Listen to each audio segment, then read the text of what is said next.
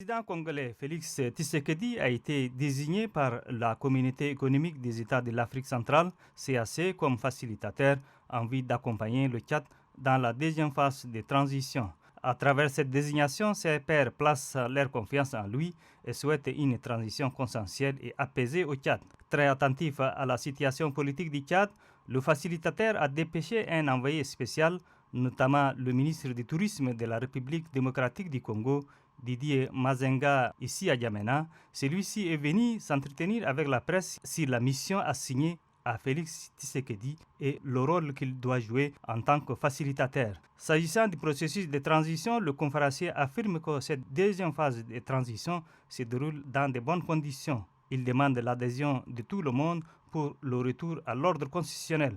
Pour l'envoyé spécial du président congolais, il appartient aux Tchadiens de tracer le chemin à suivre. C'est important que le processus mis en place puisse fédérer toutes les couches, s'il vous plaît.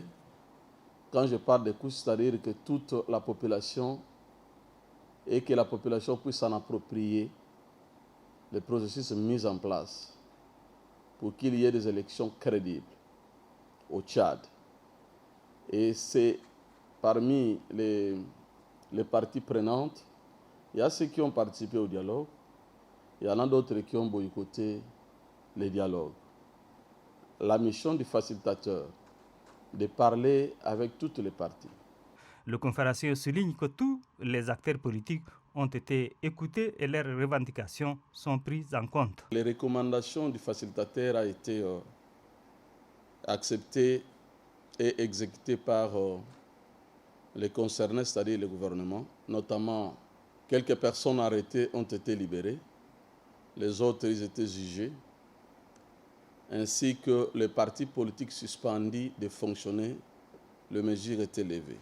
Lors de son arrivée à N'Djamena, le 18 juillet dernier, le facilitateur Félix Tshisekedi a rencontré les acteurs politiques, la société civile et la confession religieuse. Selon l'envoyé spécial, la rencontre entre le facilitateur et les acteurs a permis au président congolais de reformuler les recommandations ainsi que la feuille de route. Ce document prend en compte la vie politique de la nation tchadienne, a été soumis au gouvernement pour les dispositions à prendre.